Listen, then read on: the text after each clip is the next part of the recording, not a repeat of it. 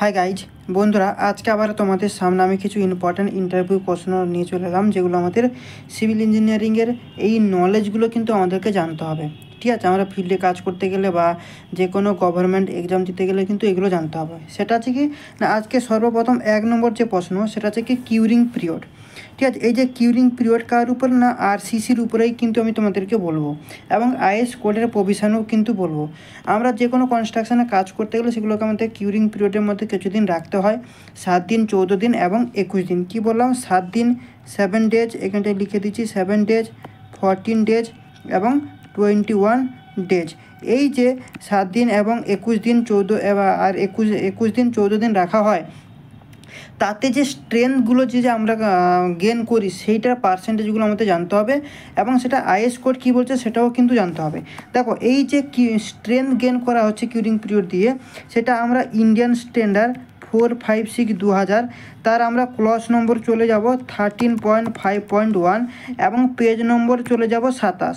কত, পেজ নম্বর 27-এ চলে গেলে কিন্তু আমরা সেখানে দেখতে পাবো এই যে 7 দিনের জন্য যে মিনিমাম, ঠিক আছে, মিনিমাম যে স্ট্রেংথটা আমরা গেন করছি সেটা হচ্ছে কত না 65%, এবং 14 ডেজ, এই 14 ডেজের জন্য আমরা কত করছি না সেটা হচ্ছে কত না 90%, আর 21 ডেজ মানে 21 দিনের জন্য সেটা হচ্ছে কত না তোমার হচ্ছে 99%।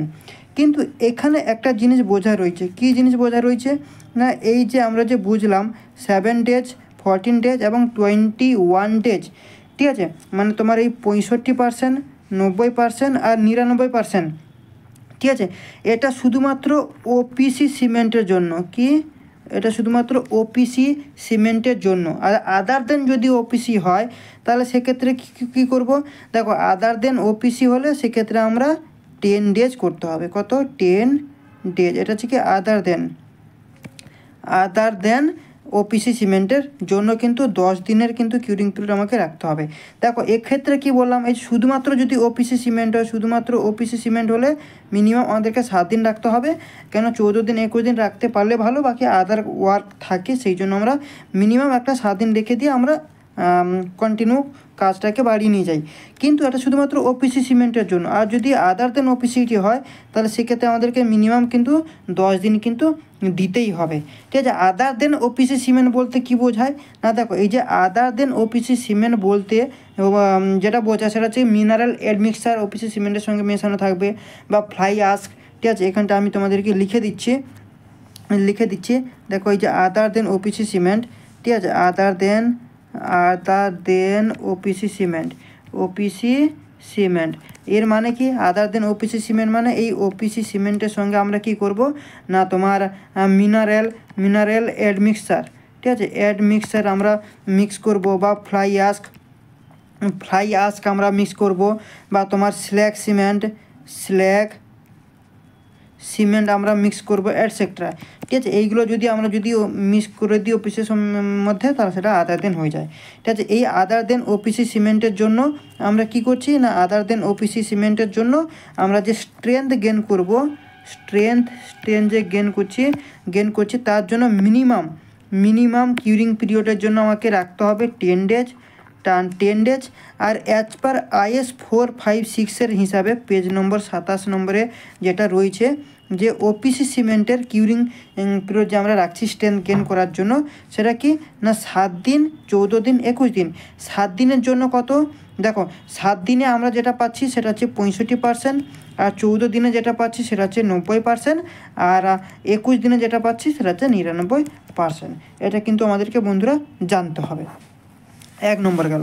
দ্বিতীয় নম্বর যে প্রশ্নটা মোস্ট ইম্পর্ট্যান্ট প্রশ্ন, যেটা হচ্ছে তোমার রেসিডেন্টাল বিল্ডিংয়ের ক্ষেত্রে। কি, আমি রেসিডেন্টাল বিল্ডিং এখানটায় লিখে দিচ্ছি। ঠিক আছে, ধরো রেসিডেন্টাল বিল্ডিং, এই এটা এক প্রকার কিন্তু থাম রুল, এটা এক প্রকার কিন্তু থাম রুল। দেখো, এখানে আমরা কি করব, স্টিলের কোয়ান্টিটি কিন্তু বের করে আমরা শিখবো এক প্রকারের থাম রুল হিসেবে রেসিডেন্টাল বিল্ডিংয়ের। কীরকম, দেখো, এই যে স্টিলের কোয়ান্টিটি বের করতে গেলে এখানে আমাকে কি করতে হবে, বিল্ট আপ এরিয়া আমাকে আগে জানতে হবে। কি, বিল্ট আপ এরিয়া, BA মানে মনে রাখো বিল্ট আপ এরিয়া, এর উপরে ডিপেন্ড করে কিন্তু স্টিলের কোয়ান্টিটি কিন্তু আমরা বের করে নেব।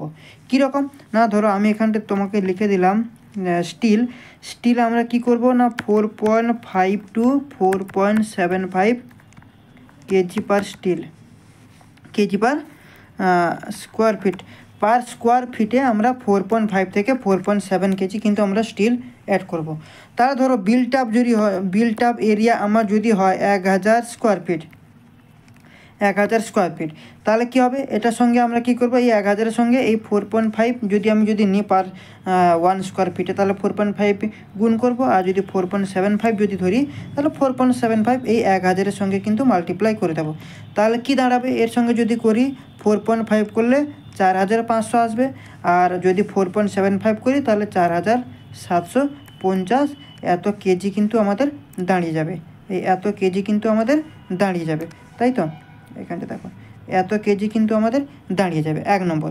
তাহলে প্লিন্থ এরিয়া ধরো আমি ধরলাম আমার দুটো প্লিন্থ এরিয়া ধরো আমি কংক্রিট করছি, তাহলে ধরো প্লিন্থ এরিয়া, এখানটা আমি লিখছি ধরো প্লিন্থ এরিয়া যদি আমার হয় 800 স্কোয়ার ফিটের, তাহলে দুটো হলে এর সঙ্গে 2 গুণ করে দেবো, তাহলে কত হয়ে যাবে, এটা 1600 স্কোয়ার ফিট দাঁড়িয়ে গেল, কত 1600 স্কোয়ার ফিট।